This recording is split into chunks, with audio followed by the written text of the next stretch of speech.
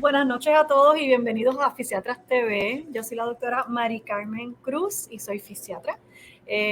Y hoy vamos a tener Fisiatras TV, que es un programa auspiciado por la Asociación Puertorriqueña de Medicina Física y Rehabilitación. Y este programa educativo tiene el propósito precisamente de eso, de alertar, de orientar, de educar a nuestra comunidad sobre el mundo de la fisiatría, lo que nosotros hacemos y cómo cuidamos de tu salud, que va principalmente enfocada en función y calidad.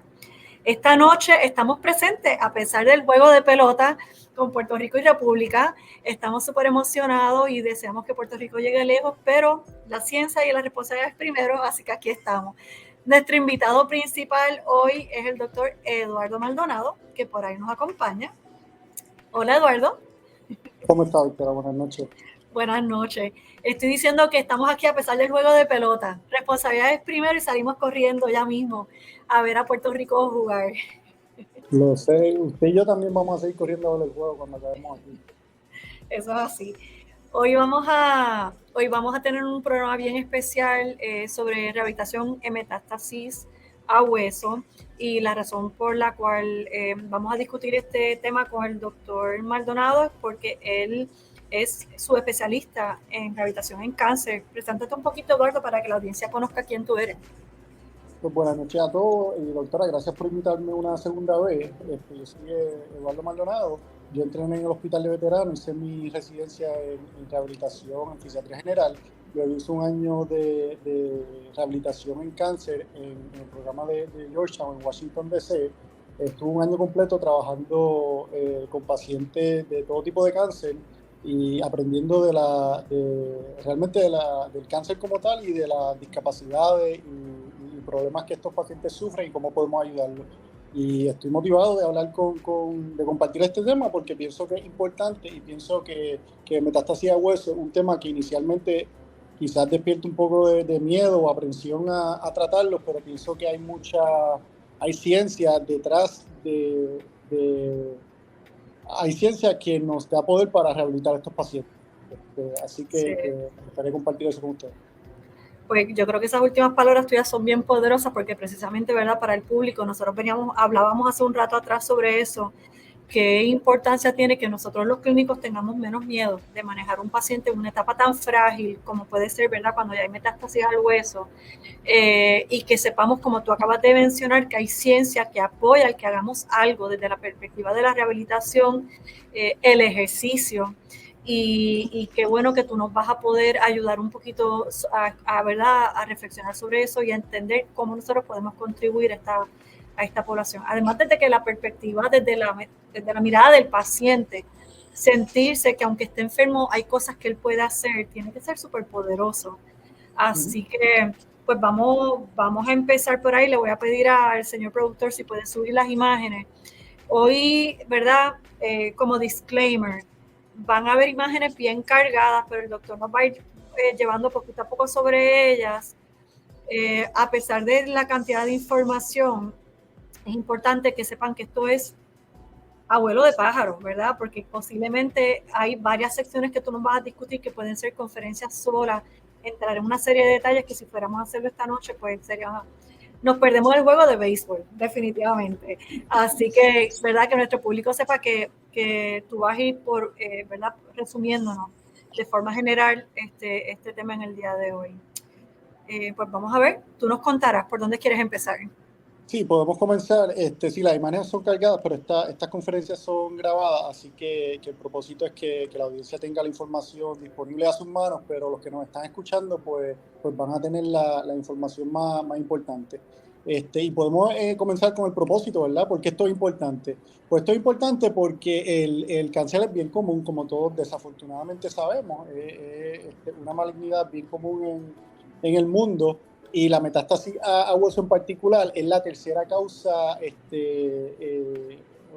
o la metástasis, el hueso es el tercer lugar más común de metástasis.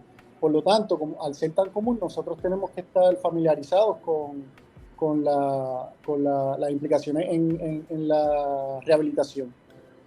Y en adición a eso, quería mencionarles que el área más común de metástasis es el área axial, que es la espina.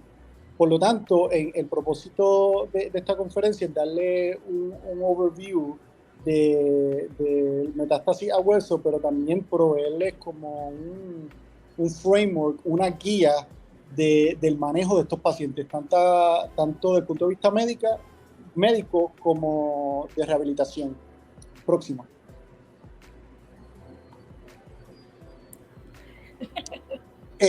Aquí vemos los cánceres más comunes, ¿verdad? Estos son los cánceres más comunes que metastatizan a hueso. Hay muchos, pero yo creo que ver los patrones es importante. Desafortunadamente, los cánceres que metastatizan a hueso, la mayoría son líticos. Presentan una característica lítica, que ya mismo vamos a describir qué es eso, pero en general eso es algo más insidioso. Hay lesiones que son blásticas, hay lesiones que son líticas. Lítica envuelve destrucción de hueso. Y como podemos ver aquí, la mayoría de los cánceres que metastatizan a hueso son líticas. Y eso es problemático porque ya nos ponen una desventaja, siendo la metástasis algo preocupante porque destruye hueso y los pacientes están a riesgo a fractura. O sea que ya empezamos con una desventaja en estos pacientes. Pero algo positivo, siempre hay algo negativo, hay otro lado de la moneda, hay algo positivo. Lo positivo es que muchos de estos tumores son sensitivos a la radiación, que es una modalidad que ha cogido más auge en términos de tratamiento. Inclusive, como vamos a ver luego, la radiación ha sustituido la cirugía en ciertos aspectos en términos de manejo inicial. No que la cirugía ya no exista como rol, pero la radioterapia tiene un rol más protagónico en estos pacientes. Próximo.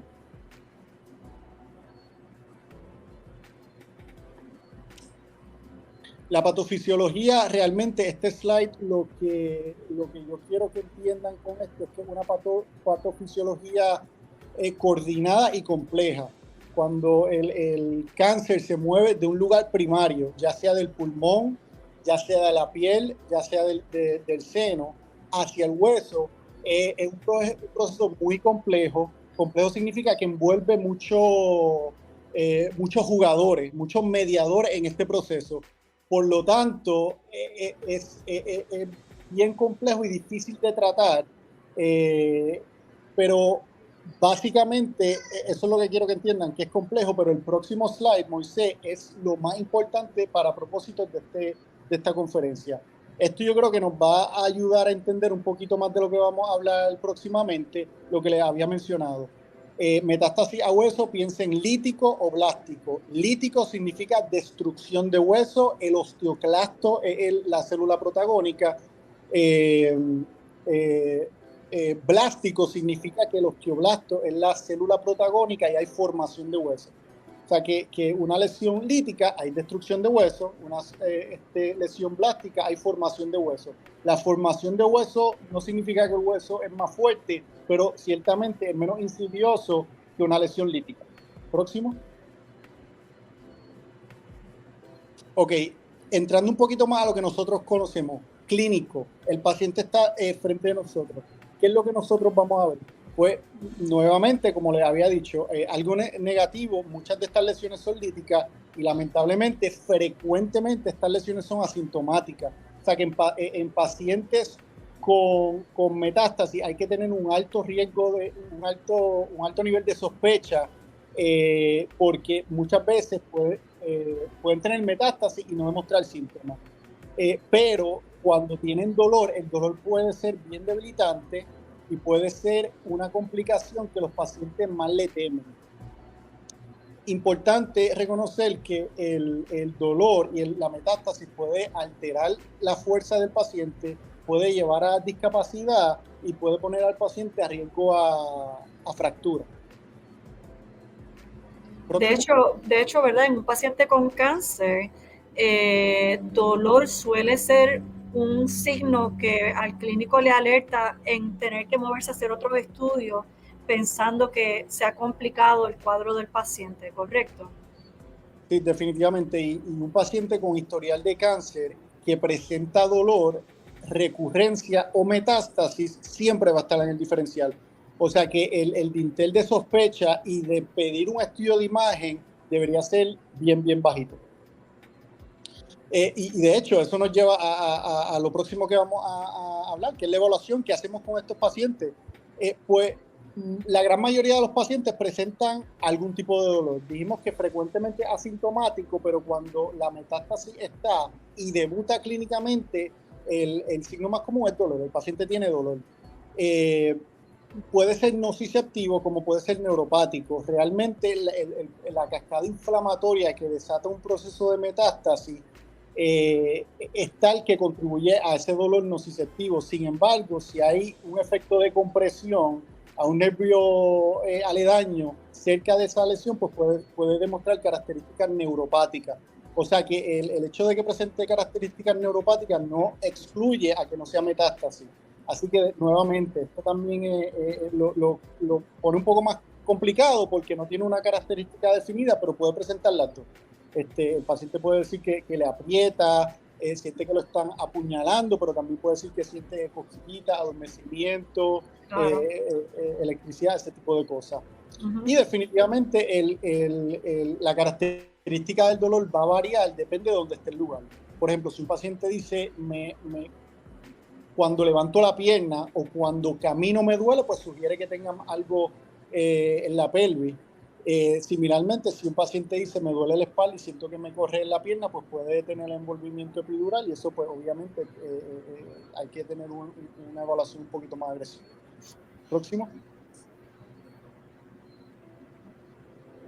En términos de imágenes, esto es algo que nosotros deberíamos tener conocimiento, porque si nosotros queremos ayudar a estos pacientes y queremos comenzar a trabajar en conjunto con otras especialidades, deberíamos conocer la nomenclatura, deberíamos conocer el manejo para estar en la misma página, entender lo que está pasando y saber lo que va a pasar.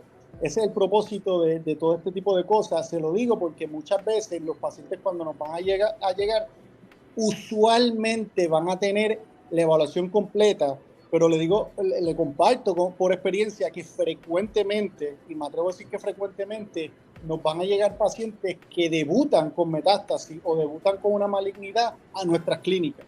O sea, que siempre que un paciente te diga que tiene un historial de cáncer, ya uno tiene que estar un poquito más perspicaz de los síntomas que presenta.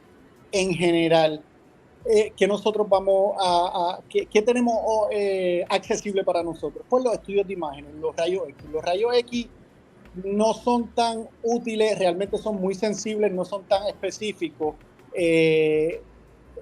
Los bone scans tienden a ser un poco más sensitivos, pero tampoco son tan específicos. Y esas son dos modalidades que frecuentemente se usan para lesiones de hueso. Y para que tengan conocimiento en términos del bone scan, si uno ve como en la imagen que se ven, como se describe en la literatura, punched out lesions, usualmente una lesión lítica, y si se ve una lesión con esclerosis, usualmente una lesión osteoblástica, y eso es importante porque nos puede dar información de cuál es el primario. Próximo. Esto ya lo mencionamos, esto explica por qué el bone scan no necesariamente el estudio más específico, es muy sensitivo, pero no es específico porque cualquier proceso inflamatorio podría salir positivo en esta lesión. Un CT es particularmente útil en evaluar la integridad del hueso, especialmente la parte de afuera, la parte de la corteza. Esa es una modalidad que yo le he visto utilizada mucho por los cirujanos, los ortopedas, cuando van a evaluar a un posible candidato a cirugía. El CT tiene mucha utilidad en ese aspecto, pero yo creo que el take-home message, lo más importante de la evaluación en términos de imágenes, es entender que las modalidades más utilizadas, que tienen más sensitividad y especificidad, es el MRI con y sin contraste, especialmente de espina, porque nos vamos a enfocar próximamente en lo que son las lesiones de espina, y el PET scan porque nuevamente también es más sensitivo que un bone scan. Próximo.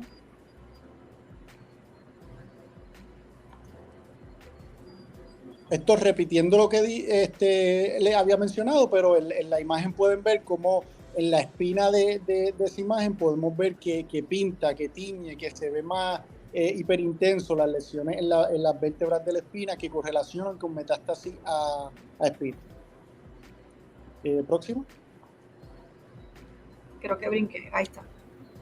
Sí, ok, este tema quizás vamos a indagar un poquito más, pero comenzamos con esto porque esto sí es algo que quizás es muy útil para nosotros, es bien pertinente. Como nosotros, hay varias escuelas de pensamiento que intentan cuantificar el riesgo de una fractura. O sea, que si uno tiene un metástasis en un hueso largo, nos vamos a enfocar ahora en los huesos largos, por ejemplo, fémur, húmero, porque próximamente vamos a usar otro criterio para evaluar la espina. Pero para propósitos de ahora, enfocándonos en lo que es el hueso largo, húmero, fémur, etcétera, hay varios criterios que nos ayudan a decir, ok, vamos a operar, no vamos a operar, ¿cuál es el riesgo de que esto se fracture? Pues hay un médico que se llama Sil, que propone ciertos criterios para utilizar y considerar cirugía. Por ejemplo, en el húmero, si una lesión es lítica, que es bastante grande, que es más de 3 centímetros del diámetro del húmero, envuelve más de 50% de la corteza, o el paciente demuestra mucho dolor a pesar de que le dieron radiación, ya esas tres variables son indicaciones para cirugía. O sea que eso es algo que tenemos que tener en mente. O sea que ahí vemos la característica de la lesión y el tamaño de la lesión y el dolor. Eso es bien importante. Eso es un tema recurrente en esta charla. El dolor nos guía a mucho del tratamiento que vamos a hacer con el paciente. En términos del fémur, las guías son similares, ¿verdad? Realmente lesión lítica, una lesión grande que envuelva más de 2.5 centímetros, que envuelva más del 50% de la corteza, o dolor mecánico, o sea, un paciente que dice camino y me duele, ya eso, un paciente que probablemente es candidato a una cirugía. Y eso lo vamos a ver recurrentemente porque el dolor mecánico es algo muy insidioso y que pone al paciente a riesgo de una fractura. Lo estamos viendo ahora con fémur, lo vamos a ver próximamente con espina. Así que eso es importante para nosotros porque si nos llega un paciente que en descanso tiene un dolor leve, pero se para, camina y puede hacer sus actividades del diario vivir sin molestia, pues ya nosotros nos preocupamos menos. Pero si un paciente dice camino, muevo algo pesado y me duele, ya el grado de preocupación de seriedad, correcto, es un poco más alto. Próximo. El Mirrors Criteria, la anterior, ese criterio es un criterio muy importante que yo pienso que todos nosotros deberíamos estar familiarizados con este criterio. Es un criterio que intenta cuantificar la probabilidad de fractura en el hueso. ¿Ok? O sea que si nosotros tenemos una lesión en un hueso, le calculamos, usamos esta tabla para calcular el riesgo a fractura y es más de 8, esto es un paciente que deberíamos referir al cirujano para cirugía. Y si es un score más bajito, pues entonces depende de otros factores, pero principalmente ese es el número que es importante. Si es más de 8, hay que operar. Si es menos de 8, no hay que operar. Hay que manejarlo más conservadoramente. Y no necesariamente para que se lo memoricen, pero es importante reconocer que son los factores que influencian en la decisión. Correcto, es el lugar. Por ejemplo, si nosotros tenemos una lesión en la pelvis, eso es una estructura que lleva peso. Por lo tanto, le sube el nivel y es más insidioso.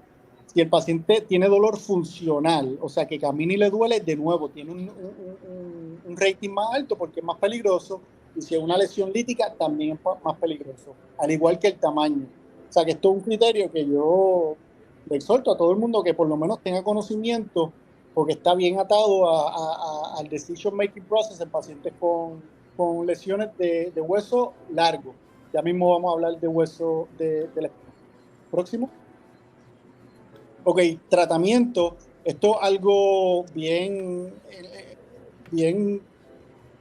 familiar para los fisiatras, ¿verdad? El tratamiento es bien multimodal. es bien comprensivo, es bien holístico. Un paciente con metástasis es un paciente muy complicado.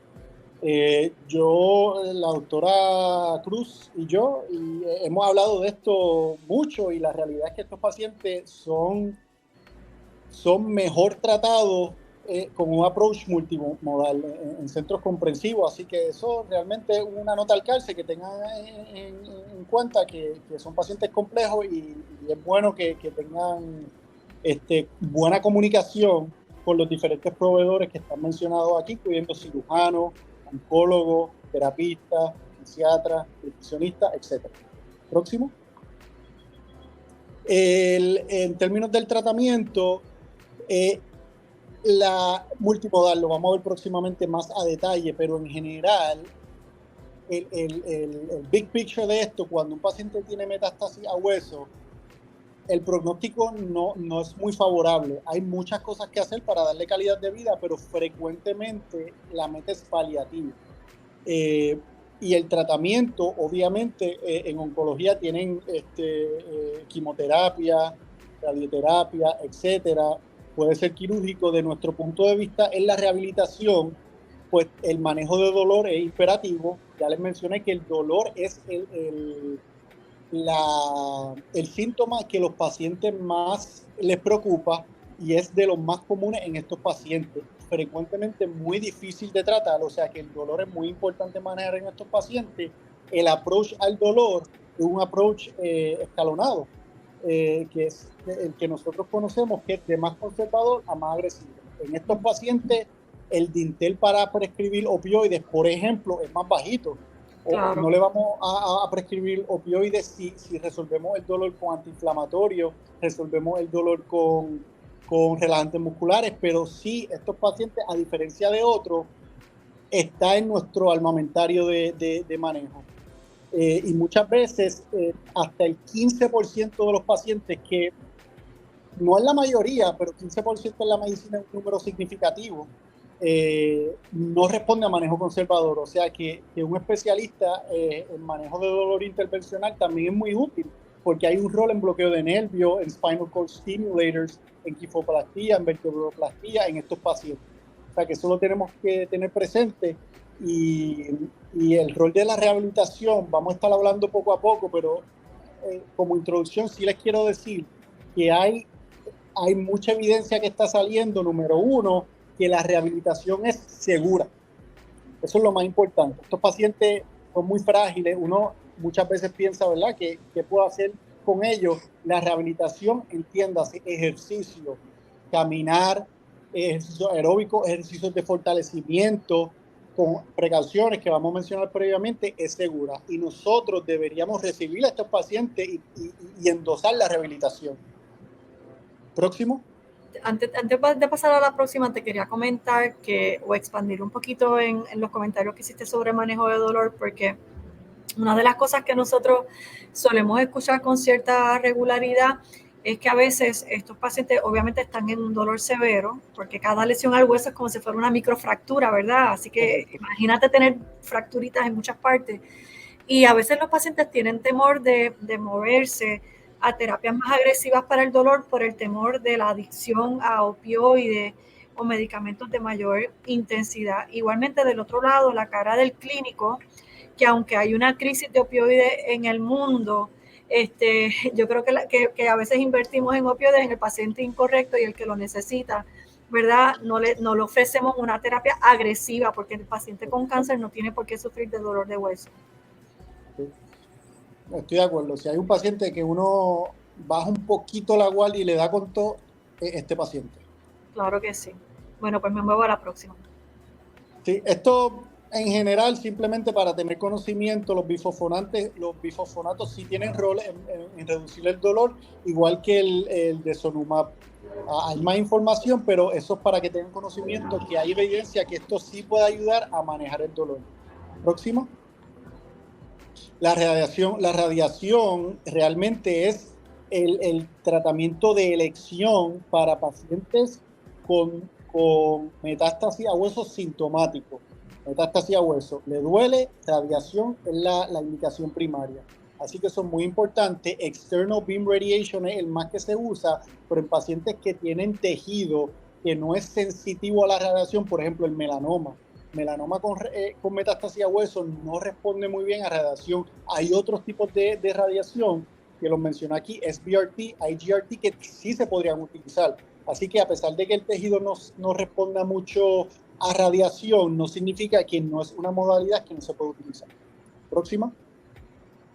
Ok, cirugía, pues lo mencionamos. Básicamente, si un paciente cumple criterios, entiéndase, tiene el Mirror's Criteria por encima de 8, pues una lesión, porque es una lesión muy grande, es una coyuntura que aguanta peso, es una lesión lítica, pues entonces el manejo es quirúrgico. Si el manejo no es quirúrgico, pues entramos a la rehabilitación próxima. Y antes de entrar al NOMS Framework, quería darle unos highlights de lo que es algunos key points en términos de la rehabilitación, doctora. Número 1, mencioné que es segura. Número 2, hay buena evidencia o evidencia con estudios randomizados que sugiere que en pacientes con metástasis a hueso largo sí se le puede dar ejercicios de arco de movimiento y fortalecimiento. Ahora bien, en términos de arco de movimiento no se sugiere, y esto es un poquito un loose recommendation, pero no se sugiere ejercicios que sean pasivos, passive range of motion exercises. Se sugiere que el paciente cuando hace arco de movimiento que sea más activo, que el paciente es el que no haga genere el movimiento él mismo. Correcto, o sea que cuando estamos generando una receta, pues vamos a tomar eso en cuenta. En adición a eso, en términos del ejercicio de fortalecimiento, yo lo recomiendo. Cuando estaba en el fellow lo recomendábamos. Hay evidencia, hay estudios. Hay evidencia que el ejercicio de fortalecimiento en una coyuntura o en un hueso, en una extremidad que tenga metástasis a hueso, ejercicios de fortalecimiento sí los pueden ayudar. O sea que a pesar de que quizás intuitivamente el reflejo sería no darle ejercicio de fortalecimiento, el ejercicio los va a ayudar. O sea que estos pacientes uno trata de ser, no quisiera decir agresivo, pero sí bueno, no darles nada, es que sí pueden tener algo, y lo que leí es que puede ser ejercicio de resistencia de baja resistencia, quiero decir, fortaleza de baja resistencia, ¿verdad? No es que se levanten cargas como para las Olimpiadas, es baja resistencia. Baja resistencia, y yo creo que algo importante es que el dolor va a dictar lo que van a hacer. O sea, que si si el paciente esté un poco incómodo, pero no tiene dolor, pues es un paciente que tú puedes seguir empujando hasta como él tolere, ¿verdad? Que es algo que nosotros generalmente hacemos en muchas de las prescripciones de terapia, sí. Y aquí no es muy diferente. O sea, que eso es importante. Otra cosa que quería mencionar en términos de la rehabilitación es que hubo un estudio en pacientes con metástasis a espina que lo ingresaron en ejercicio isométrico. Entiéndase que no son pacientes que van a estar rotando, flexionando, extendiendo. Simplemente mantienen su espina quieta y la fortalecen. Y esos ejercicios sí fueron seguros, llevaron a mejores outcomes en términos de menos dolor, más tolerancia a la ambulación, mejor tolerancia a las actividades del diario vivir y más independencia. O sea que hasta en pacientes con metástasis de espina también los podemos ingresar en un programa de rehabilitación y en fortalecimiento. Y quiero mencionar que estos estudios fueron con rehabilitación supervisada. Por lo tanto, es importante reconocer que nosotros tenemos un rol muy importante porque la evidencia que tenemos es con rehabilitación supervisada. Así que eso nos da un poco más de quizás tranquilidad, de quizás más ownership de esta población en ayudarlos. Así que quizás eso sirve de conocimiento, tranquilidad y quizás motivación a la audiencia a aceptar a muchos de estos pacientes, a buscar a estos pacientes y a quizás atreverse a tratarlos, porque sí tenemos estudios, ciencia que apoya. Sí, correcto. Sí. Brutal. Con eso en mente, quiero movernos a la segunda parte de la conferencia, que se llama el NOMS Framework. Esta parte de la conferencia nos vamos a enfocar en la espina, metástasis a la espina. Estos son guías, ¿ok? Nada de esto está escrito en piedra. El NOMS Framework son unas guías desarrolladas no hace mucho tiempo que nos tratan son guías de cómo manejar estos pacientes. Y como sabemos, esto es muy complejo, ¿verdad? Porque ¿dónde empezamos? Pues esto nos dice dónde empezar y hacia dónde ir, ¿ok? Esto es un roadmap. El NONS Framework es un acrónimo. La N significa neurológico, ok. ¿Qué vamos a tomar en cuenta de un punto de vista neurológico? La O es oncológico. ¿Qué vamos a tomar en cuenta de un punto de vista del tejido? Que si es melanoma, que si es breast tissue, que si es linfoma, ¿hay alguna diferencia? ¿Cómo los tratamos? Mecánico, ok, pues el paciente tiene una lesión con una compresión, tiene una lesión con subluxación, tiene una lesión en la faceta, ¿qué hacemos? Pues el punto de vista mecánico toma eso en consideración y sistémico, pues un paciente que consideramos todo, pero un paciente que quizás tiene enfermedad cardíaca, la expectativa de vida no es muy alta. Estas guías toman todo eso en cuenta y trata de estructurar un plan de ataque. Así que con eso en mente vamos a empezar con el punto de vista neurológico, la N. Próxima. Bueno, es un overview. Ya hemos hablado de muchos overviews, así que me muevo. La próxima, sí. Uh-huh. Ok, neurológico. ¿Qué es lo importante? Aquí necesitamos un MRI. Necesitamos un MRI axial, necesitamos un MRI T2, y cuando uno tiene metástasis de espina, uno tiene que buscar la metástasis, el área donde más envolvimiento al canal central haya. O sea, que si un paciente tiene estenosis de cervical, torácico, lumbar, pero en el área lumbar es donde más extensa metástasis tiene, ahí es donde nosotros vamos a ver la vista axial T2. ¿Okay? Dijiste, para entender, si el área de la estenosis, ¿dijiste estenosis o dijiste metástasis? Donde más estenosis tenga es donde voy a buscar más la metástasis. Correcto, porque aquí nosotros vamos a buscar el grado de compresión epidural. Claro. Y eso se evalúa un poco mejor en vista axial. Claro. Así que y entonces, y lo que está sugiriendo es que sería más predisponente verlo en un canal, en un lugar donde ya el canal estaba cerrado. Correcto, porque y eso tiene una lógica, ¿verdad? Si claro. De nada nos vale evaluar un área que el riesgo a una mielopatía sea menos cuando quizás en el área lumbar está a punto de nada a comprimir el spinal cord. O sea, que eso, toma eso en cuenta. Vamos a buscar el área donde más nos preocupe. Perfecto. Próximo. Ok, esto es una escala de 6 puntos. Básicamente, porque esto se puede convertir complicado, se los voy a dejar aquí. Obviamente lo van a tener de referencia, pero el punto más importante, correcto, Ajá. El mensaje es entre más alto el número, más grado de compresión epidural. Los números más importantes son el 2 y el 3, porque el 2 y el 3 significan que ya hay compresión en el cordón y puede haber ya mielopatía. Del 0 al 1 puede haber abutment, que puede haber toca el espacio epidural, pero no necesariamente vamos a ver cambios de mielopatía ni manifestaciones clínicas. Eso es el take home message de esta. Y lo vamos a ver un poquito más en detalle en el próximo slide. Y aquí es lo que vemos, ¿verdad? Si vemos de 0 al 1C, vemos que sí hay diferentes grados de compresión epidural, pero ya en el 2 puede haber cambios de mielopatía y en el 3 también. La diferencia es que en el 3 ya uno no ve líquido cefalorraquídeo. Este paciente probablemente ya tiene un spinal cord injury. Para beneficio de la audiencia que nos sigue, ese puntito gris que está en el medio es lo que hablarías, ¿verdad? Lo que representa el cordón espinal. Y el círculo blanco que le rodea sería el líquido donde ese cordón se mueve libremente. Así que lo que están viendo es cómo ese rojo invade el espacio del líquido donde deberías dejar flotar el cordón y cada vez ves menos el cordón porque hay más compresión, ¿verdad? Correcto. Y próxima. Antes de movernos al assessment oncológico, quería mencionar que en el assessment neurológico la evaluación clínica sí es considerada y hay que correlacionarla con los estudios de imágenes. Nuevamente, por eso nosotros tenemos que estar familiarizados con estas condiciones y hacer un buen examen físico.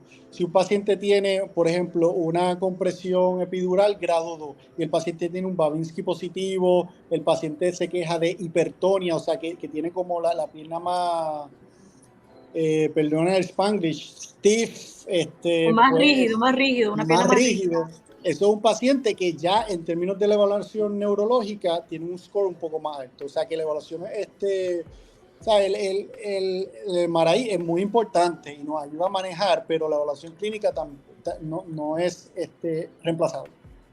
Eso dicho, nos movemos a la evaluación oncológica. Vamos a la próxima. Perdóname, Moisés. Vamos a la anterior. A la anterior, perdón.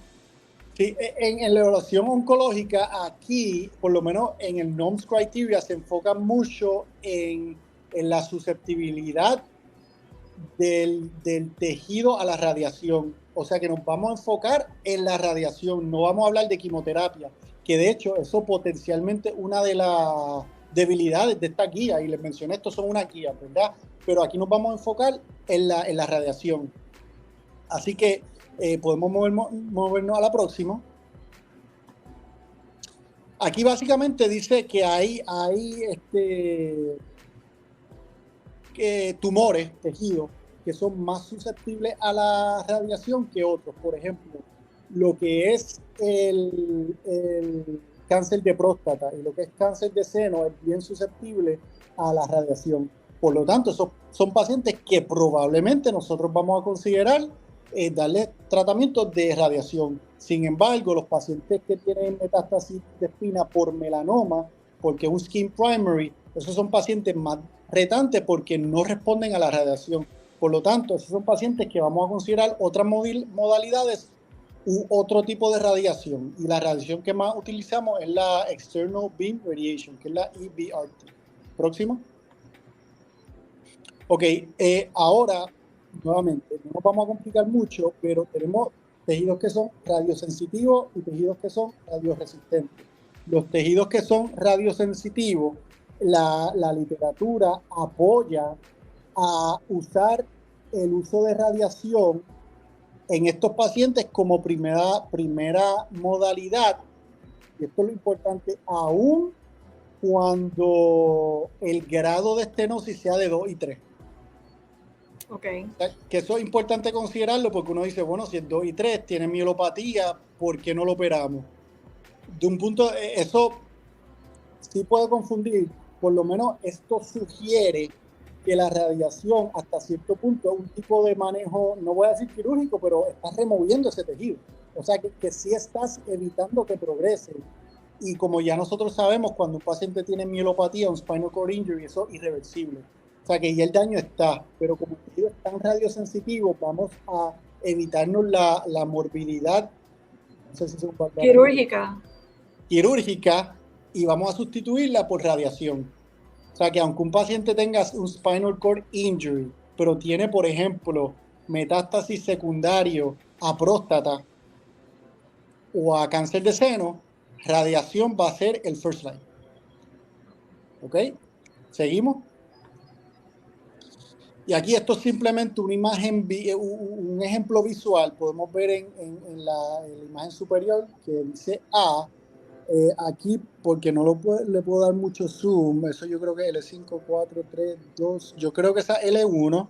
En L1 podemos ver inicialmente cómo está la lesión, eso probablemente un grado 2 o 3 en términos de la evaluación neurológica, y vemos después de radiación en las imágenes inferiores cómo el tumor en la vértebra significativamente reduce, y como podemos ver que el espacio del spinal cord está un poco más abierto. Lo podemos ver tanto en la imagen sagital, que es de lado, como en la imagen axial.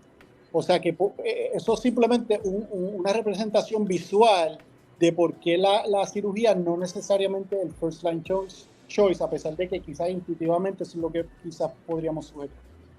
Próximo. Ok, ahora es un poquito más retante. ¿Qué tal si tenemos un tumor radioresistente, melanoma por ejemplo, que no tenga compresión?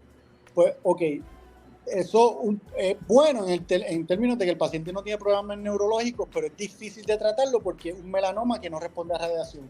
Pues ahí, interesantemente, sí se puede tratar con radiación, pero el tipo de radiación que vamos a utilizar va a ser diferente. Y por propósito de esta charla, pues no vamos a hablar tanto de tipo de radiación, de los efectos secundarios, pero sí hay diferentes tipos de radiación que se pueden utilizar en diferentes tipos de metástasis. Así que simplemente tengan conocimiento que si es un tejido radioresistente, vamos a usar algo un poquito quizás más fuerte. Y que hay alternativas, hay algunas alternativas. Correcto, siempre hay alternativas, como vamos a ver. Y esto otro ejemplo visual, podemos ver en la primera imagen, en la parte lateral del cuerpo de la vértebra, podemos ver una masa muy grande y luego y de hecho, esto es un ejemplo de un paciente con renal cell carcinoma, cáncer de riñón con metástasis a hueso. Si se acuerdan, cáncer de riñón es uno de los tejidos radioresistentes. Sin embargo, con SRS, que es un tipo de radiación, Stereotactic Radiosurgery, se le implementaron a este paciente y podemos ver en la imagen que dice C, como esa masa que está al lado de la vértebra significativamente redujo. O sea que, de nuevo, estos son ejemplos visuales para que puedan ver cómo la radiación tiene un rol protagónico en la metástasis a hueso. Próximo. Ok, los pacientes que tienen un tumor radioresistente, metástasis radioresistente, melanoma, y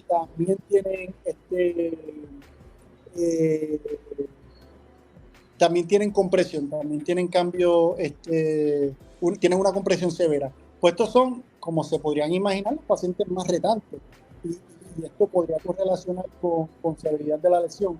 Pero estos pacientes generalmente requieren un manejo quirúrgico antes de considerar radiación. Y hay una lógica detrás de todo eso. Como la había explicado, y ahora pues abriendo un poquito más sobre eso, el pensamiento se está moviendo a tratar de reducir morbilidad.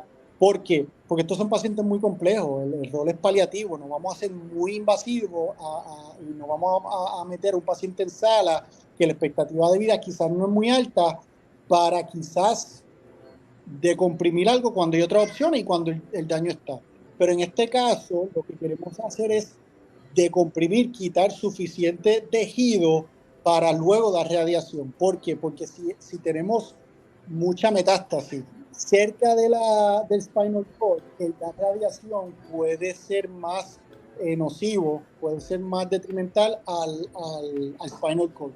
O sea que hay una filosofía que se llama separation surgery, en la cual el cirujano remueve suficiente tejido como para decomprimir el cordón y luego se le da irradiación para terminar de decomprimir. O sea que las dos van aliadas una de la otra. Una complementa a la otra. Correcto. Próximo. Ok, ya salimos de la N, de la O, NOMS, ahora vamos a la evaluación mecánica. Esta es muy importante para nosotros, ya les mencioné el Mirrell's Criteria, pero eso es un criterio que tenemos que estar familiarizados para lesiones en hueso largo. Para lesiones de espina vamos a usar un criterio diferente que se llama el SINS Criteria.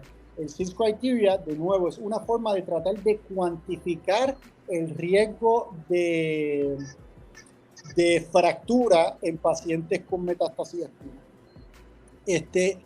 Importante, la inestabilidad mecánica es un factor independiente para cirugía. O sea que hablamos mucho, pero si un paciente tiene dolor mecánico o tiene una espina inestable, que vamos a definir qué significa inestabilidad, porque eso también es un concepto difícil. ¿Qué significa inestabilidad? Pero si un paciente tiene una espina inestable, hay que operar. O sea que en vez de ser NOMS, yo propongo que el primer acrónimo sea M, ¿verdad? MONS, porque la M toma precedente, es lo más importante, ¿eh? ¿El paciente tiene una espina estable o no? Eso es lo más importante. Eso dicho, vamos a la próxima. Debes proponer esa teoría y escribirla. Sí, es muy cómica, no me va a tomar en serio, pero estoy firme en que quizás es más útil. Aquí vemos un ejemplo de cómo aquí nuevamente L5432, esto la L2, básicamente tiene una metástasis que está involucrando el cuerpo completo de la vértebra, como se podrían imaginar. Este paciente no tiene una vértebra, eso está inestable. Ahí no hay radiación, quimioterapia que valga, tú tienes que operar en esa vértebra y este paciente probablemente ya tiene un spinal cord injury. Lo que tú quieres evitar es deterioro, más deterioro. Claro. Próximo.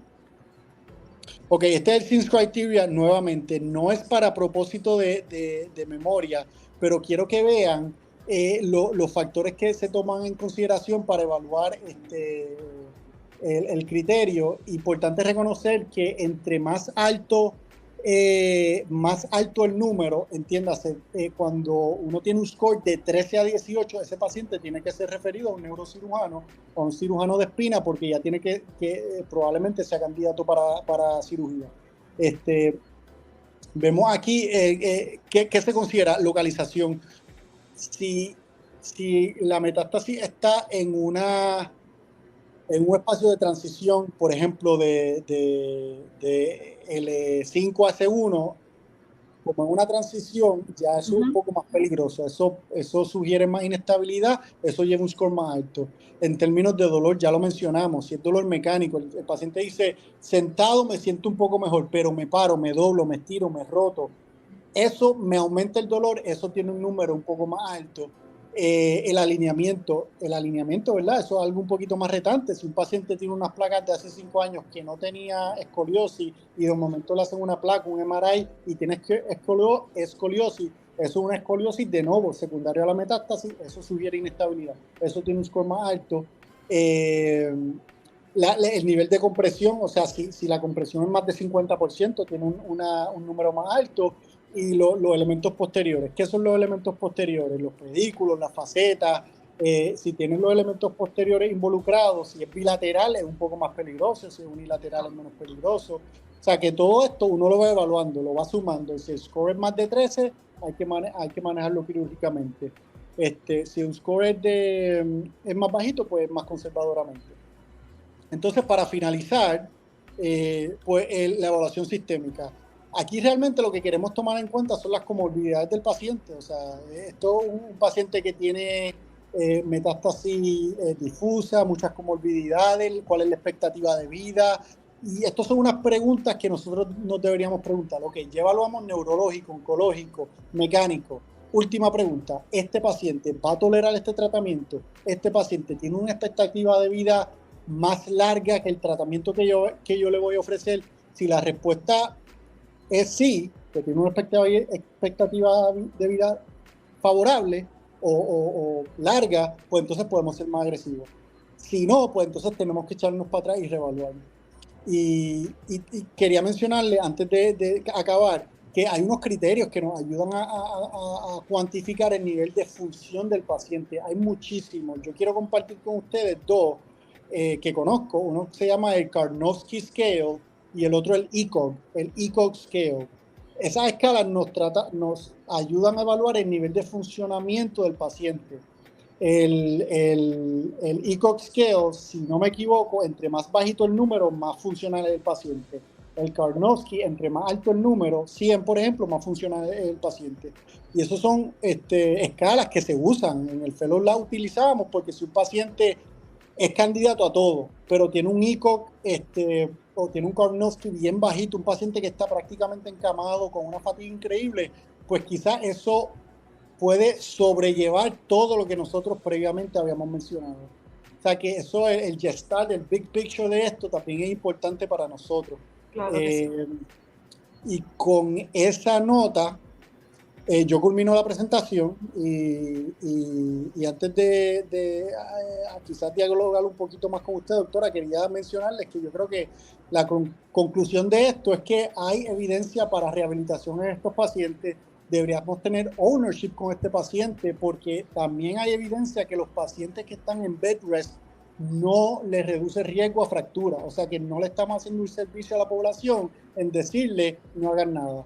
Claro. Yo pienso que una población, si el sistema de salud en Puerto Rico está dañado, está deteriorado, esta población está extremadamente vulnerables con un sistema que ya no le está haciendo ningún servicio. Y yo creo que nos toca a nosotros a representarlo y ayudarlo con todo este conocimiento que tenemos. Sí, yo creo que esas palabras son bien sabias, ¿verdad? Desde la perspectiva de si no estás seguro, consulta al que sabe más.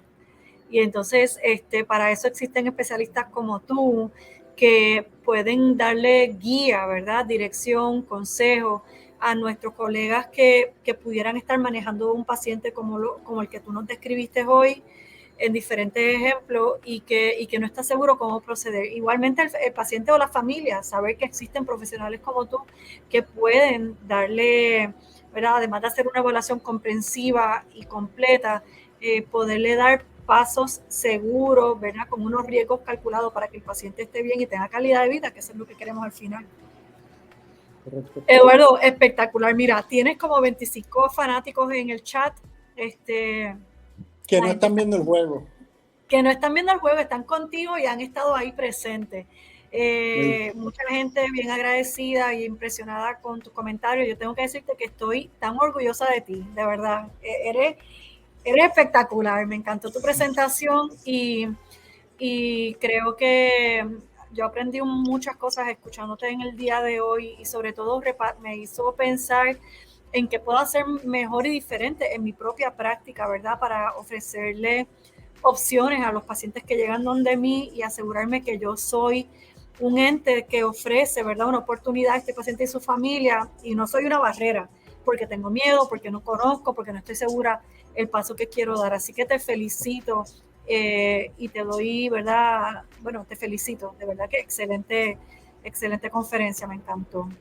¿Quieres concluir con algún mensaje final? Sí, vamos a Puerto Rico, es lo más importante.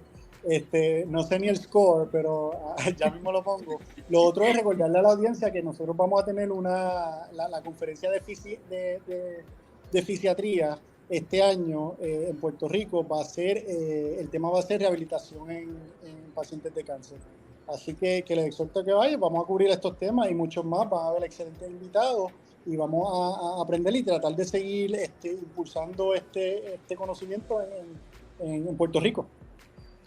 Definitivamente, así que para los que les gustaría participar de nuestra convención es junio del año 23, el tema central es rehabilitación en cáncer, el doctor Maldonado va a ser uno de nuestros expositores, todo el mundo está en el chat diciendo 2-0, pero no sé, 2-0 aquí en Puerto Rico o República, me tienen que aclarar eso.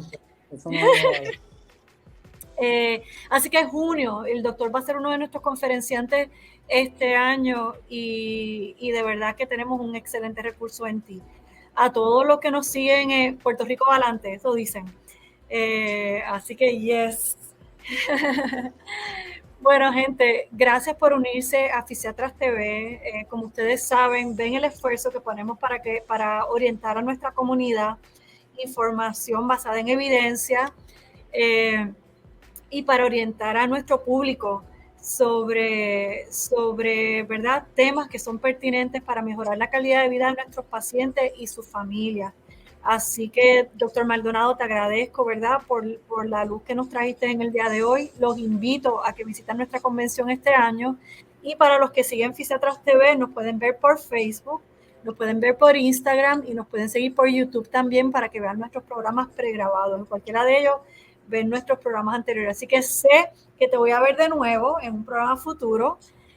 Así que no se lo pierdan. Tienes muchos comentarios en el chat felicitándote, así que toma un ratito para que los puedas ver porque la gente está bien contenta. Un millón de gracias, un abrazo y buenas noches a todos, gente. Vamos ganando, todo el mundo, a ver el juego de béisbol y a poner toda la energía para Puerto Rico. Bueno, buenas noches a todos y que estén bien. Buenas noches, gracias.